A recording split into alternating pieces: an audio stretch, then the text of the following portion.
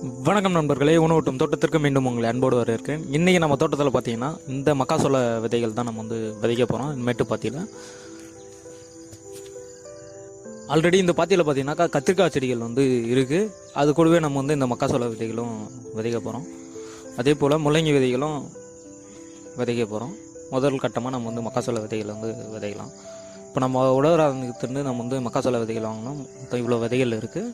இப்போ இந்த பாத்தியில் மட்டும் நம்ம வந்து அங்கங்கே விதைகளை வந்து ஊன்றி விட போகிறோம்.